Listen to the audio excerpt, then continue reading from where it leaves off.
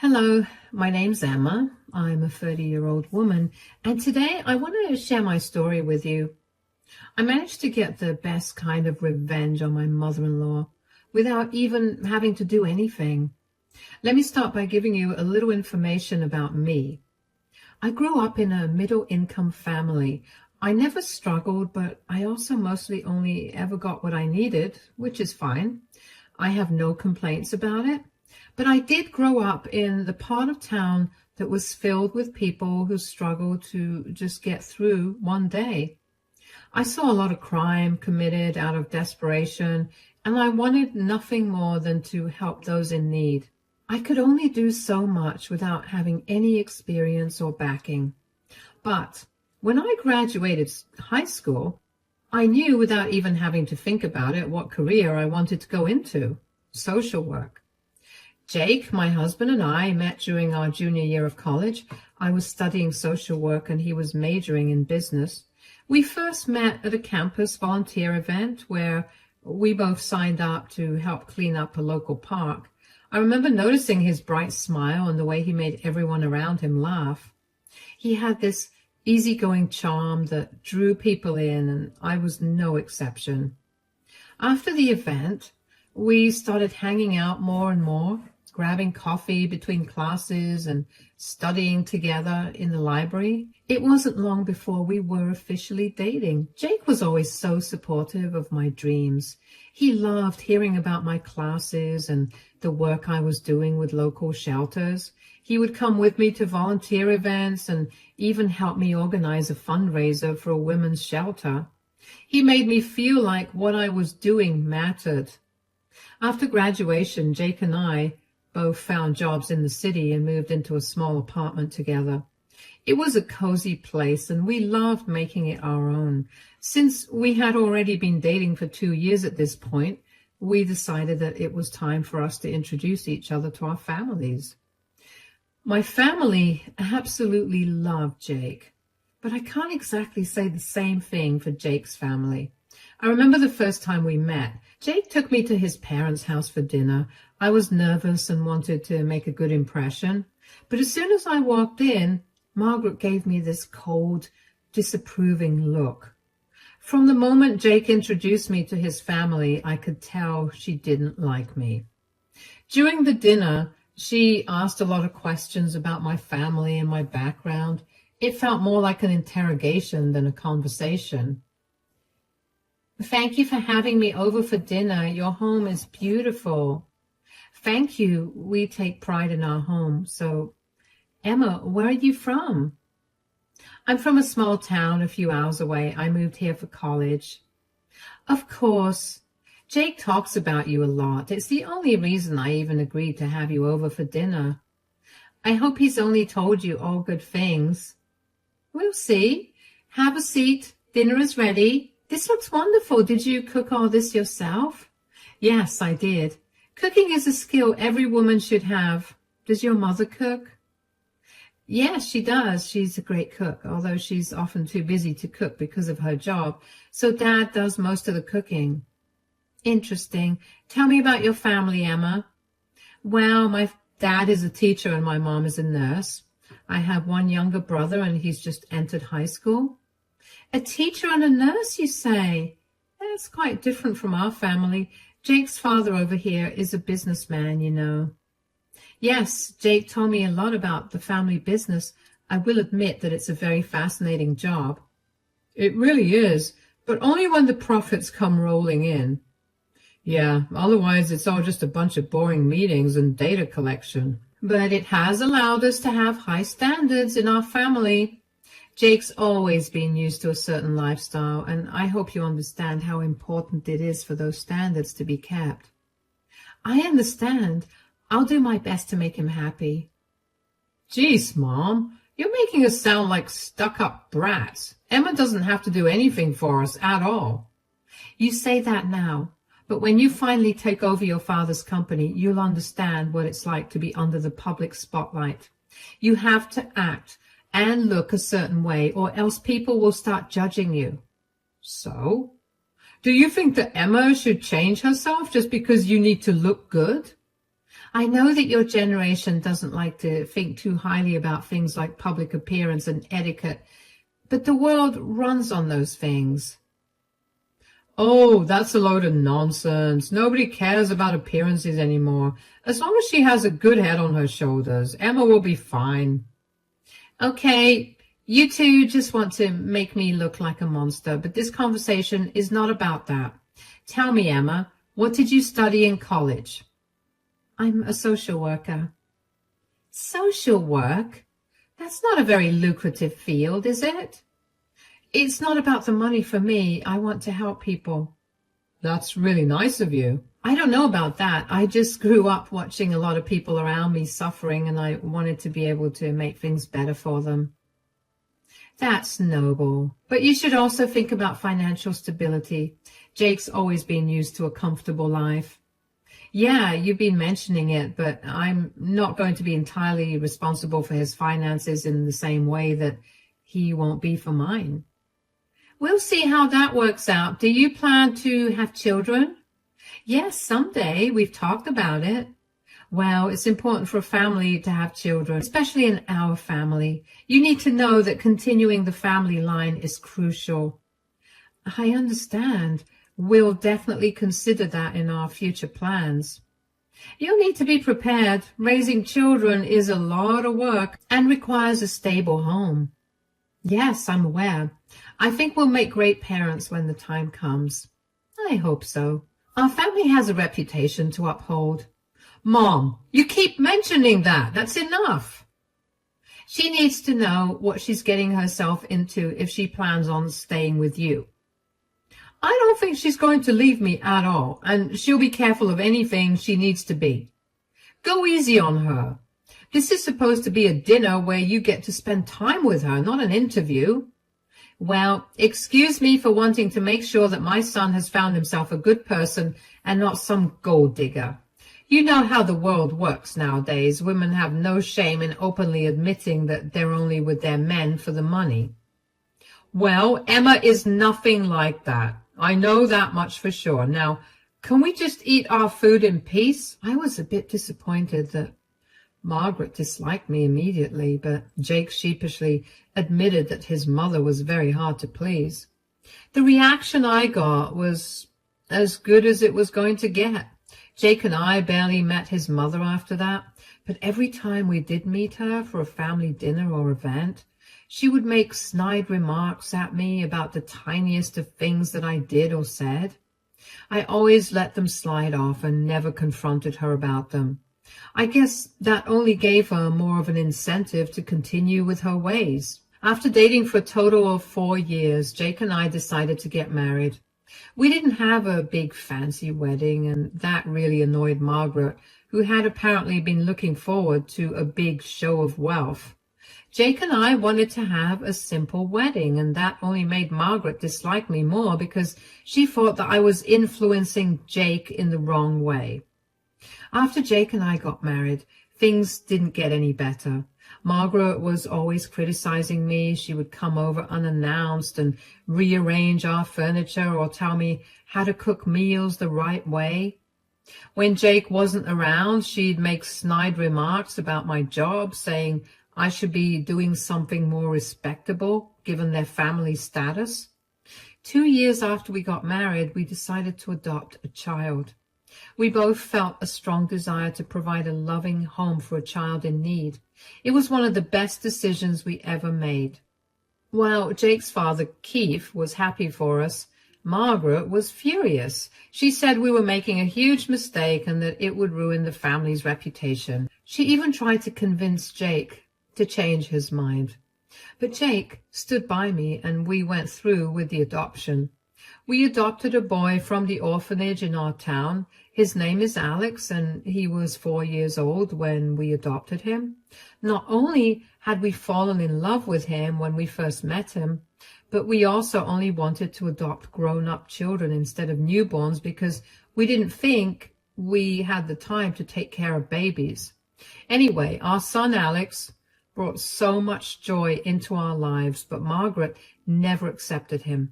She treated him differently and would make hurtful comments about him not being a real part of the family. Family gatherings were always stressful. Margaret would go out of her way to exclude me from conversations and activities. She would talk about Alex and I being unwelcome at the various events because we were not following family traditions, and she acted as if Alex and I weren't even there. One time, though, I had had enough of Margaret's snide comments, so I pulled her aside and confronted her about her attitude towards Alex. I could deal with her mean comments, but I didn't want Alex to grow up feeling insecure or with low self-esteem. I needed to nip Margaret's behavior in the bud. Margaret did not seem happy with being pulled aside, but I did what needed to be done for my son. What is your problem? I have better things to do than talk to you in private. Margaret, we need to talk about Alex. What about him? I've noticed how you treat him differently. It's not fair to him. Fair? He's not even a real part of this family. What do you mean by that? He's our son, and he deserves to be treated with love and respect. He's not of our blood. He's not a true Johnson. I can't accept someone impure into our family. How can you say that? Alex is a wonderful child, and Jake and I love him dearly. Love him all you want, but it doesn't change the fact that he's not of our blood. You should have given Jake a real son, not brought in a stranger. A real son? Alex is our real son. We adopted him because we wanted to give a child a loving home. It's not the same. You failed as a woman by not giving birth to a child of your bloodline. He doesn't have our family blood. You brought someone impure into our family. I can't believe you're saying this. Alex is a blessing to us. Blood doesn't matter. Alex is just as much a part of this family as anyone else. He deserves to be treated with love and respect. Respect? For a child who doesn't carry our name, our history. He's not worthy of being called my grandson. You've brought shame to this family by bringing in someone who doesn't belong. How can you be so cruel? Alex is a child who needed a family. We chose to be that family for him. He needed us, and we needed him. You needed him? No, Emma, you needed a distraction because you couldn't fulfill your duty as a woman to bear children.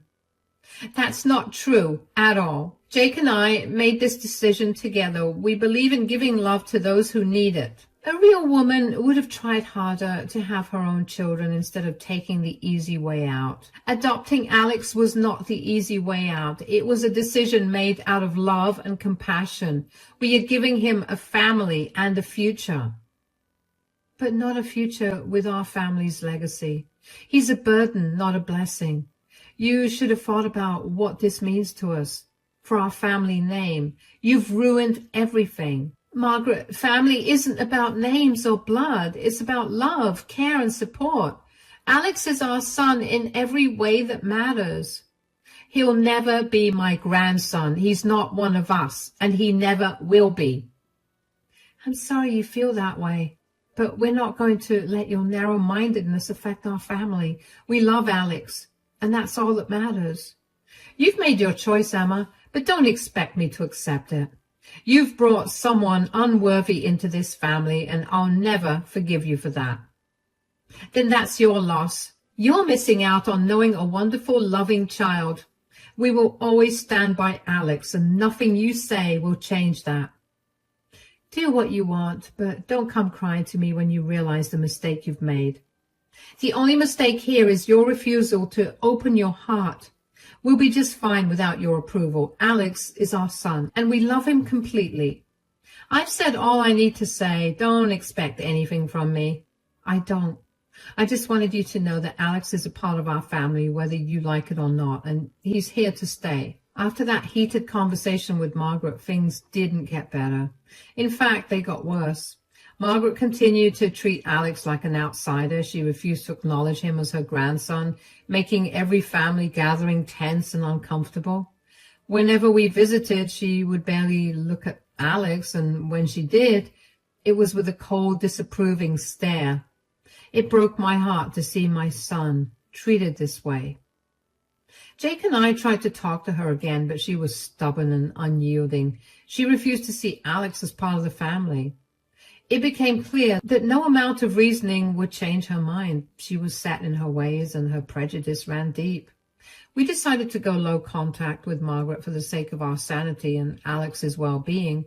We stopped attending family events at her house and limited our visits to only the most necessary occasions.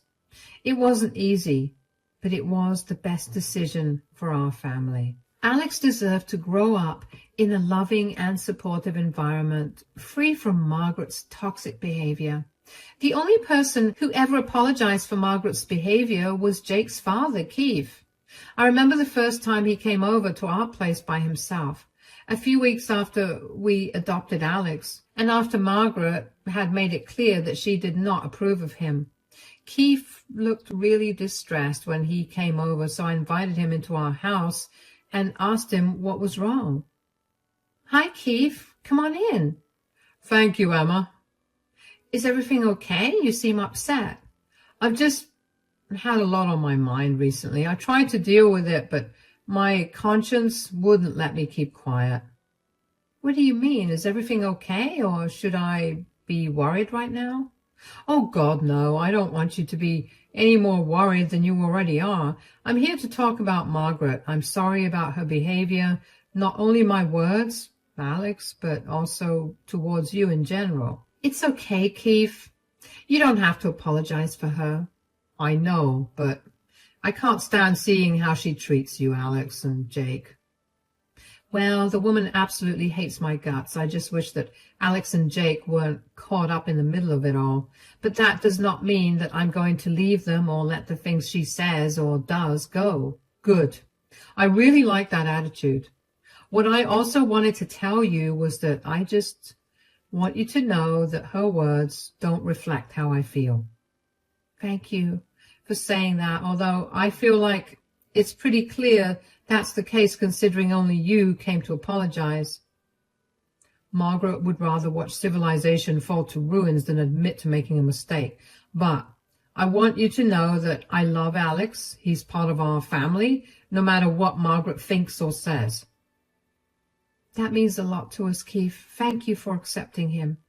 "I'm proud of you and Jake for giving Alex a loving home. It was not easy, but we saw a child in desperate need of help, and we couldn't just let him be that way.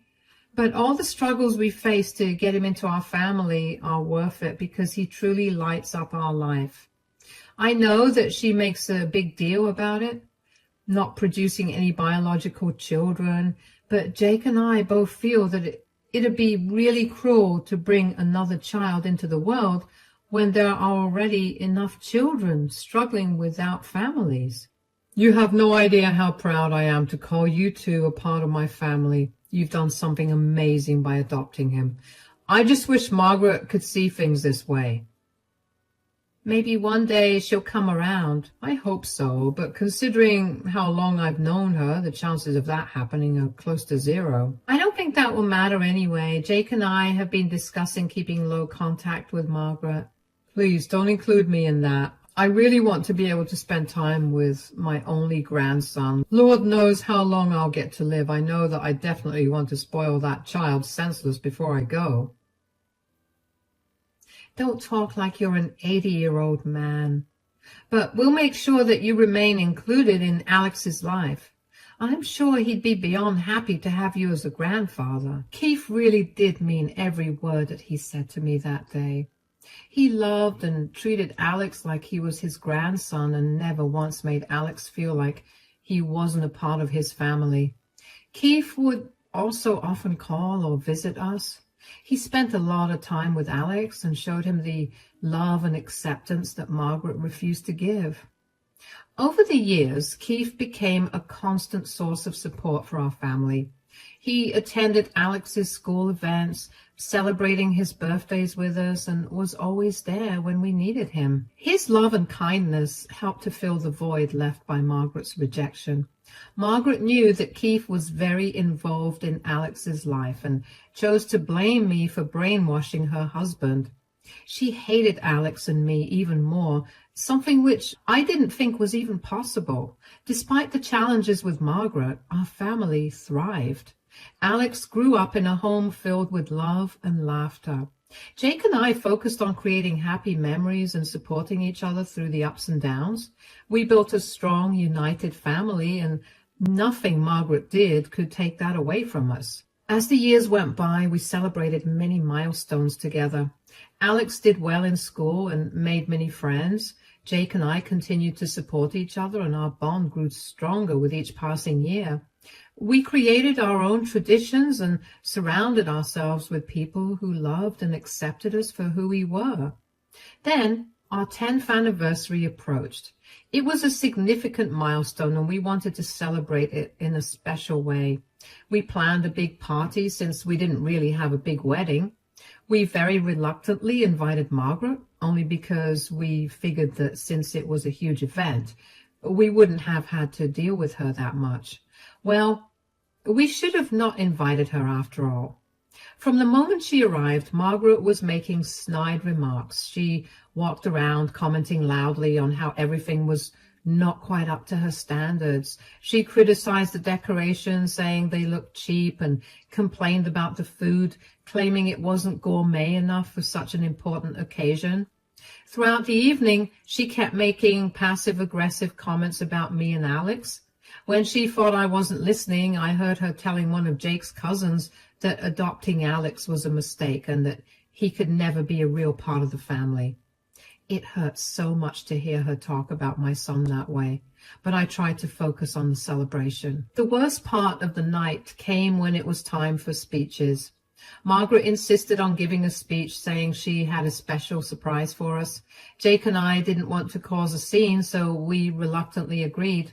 Margaret took the microphone, and I immediately felt very uneasy about our decision to let her have the mic. Good morning, everyone. I wanted to take a moment to share my thoughts on this special occasion. You all know how proud I am of my son, Jake.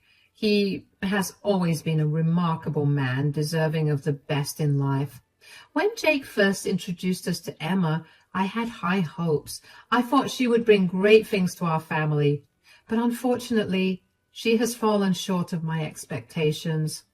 Emma comes from a background that is, well, quite different from ours. Our family has always prided itself on maintaining high standards and a certain level of sophistication.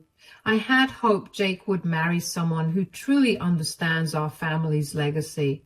And then there's the matter of adoption. While some might see it as a noble act, I see it as a sign of failure. Emma was unable to give Jake a child of his own blood. Instead, she brought an outsider into our family, someone who does not share our history, our lineage. Emma, I believe you failed as a woman. A true woman would ensure the continuity of our family's legacy. Adopting a child and bringing someone unpure into our family will not continue the legacy of this family. And now we are expected to accept a child who is not truly one of us. So while I congratulate Jake on this milestone, I cannot ignore my disappointment. Our family's legacy deserves better. Hold on. You know what? Our family absolutely does deserve better, because there is a failure here. But it's not Emma. The only thing failing here is our marriage, Margaret. I figured something like this would happen tonight, so I brought these papers with me. What? What is this? These are divorce papers. I'm beyond exhausted of your toxic behavior. There's only so much that I can bear. I've been on your side with everything you've ever wanted. I let you do whatever you wanted, even if that meant hurting myself. But this, I cannot tolerate it. You can't tolerate me speaking the truth? Truth? You must be joking. There's no truth in anything you're saying. There's only elitism and hatred, none of which I agree with. The only reason I remained silent was because I was too much of a coward to do anything. You can't divorce me for only wanting what's best for this family. Being emotionally abusive to Emma and Alex, trying to manipulate Jake to go back on his decision, and refusing to accept Alex is not what's best for our family. What's best for our family is for you to leave us alone. You're overreacting. You just need to think over things again. You can't let go of our relationship this easily. Oh, believe me, this was no easy decision. I loved you, Margaret, until you became this monster to Emma and Alex. They're such wonderful people, but the hatred in your heart would never let you see that. My family has never been this strict with anyone, and Emma has proved that she isn't some gold digger like you're so afraid of. She's been with Jake for 10 years, for God's sake. There's absolutely no need for you to be so mean towards them. I don't think gold diggers would leave this source of income ever, but they would adopt a kid with the person they're taking money from? You never know. You sound insane. It'll be best for you to be out of this family. Then you'll relearn all the basic values that everybody should have. I don't want that. Tough luck. This is all Emma's fault. You shouldn't be taking this out on me. Don't you see how she's brainwashed you and Jake into agreeing with her disgusting lifestyle and values? She never did anything bad. If anything, she has a better conscience than all of us combined. Even though you treated her like crap, she still treated you nicely. And you had ample time to change your attitude and treat Emma and Alex with kindness. But you never did. Instead, you chose to try and humiliate them on an important day. Now, you get to live with the consequences of that decision. This is all your fault, and you need to know that. Margaret stood there, stunned and speechless, clutching the divorce papers in her hands. The guests were shocked, whispering among themselves as the gravity of Keith's words sank in. Some looked uncomfortable, while others seemed relieved that someone had finally stood up to Margaret's cruelty. Jake put his arms around me, squeezing my shoulder reassuringly. Alex, who had been sitting quietly, looked up at Keith with admiration. I could see in his eyes that he finally felt defended and valued. It was a moment of vindication for us all. It was also deeply painful. Margaret's face turned red with anger and humiliation. She tried to argue, but her words came out as incoherent sputters. She tore the papers in half and stormed out of the hall, leaving a trail of stunned silence behind her. The guests slowly began to relax, and some even came up to us to offer their support.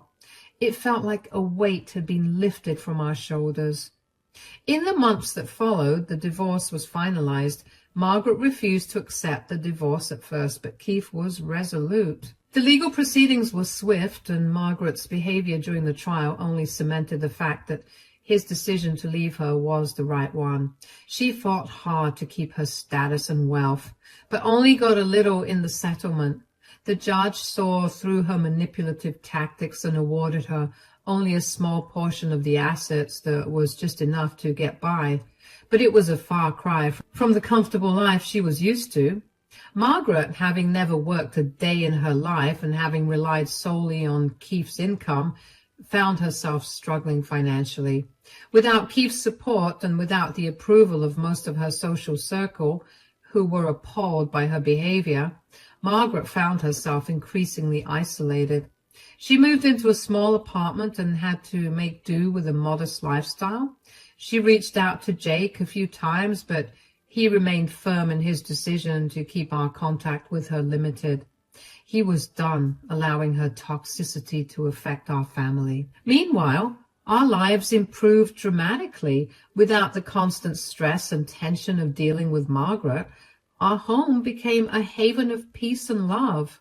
Jake and I grew even closer, and we focused on giving Alex the best childhood possible.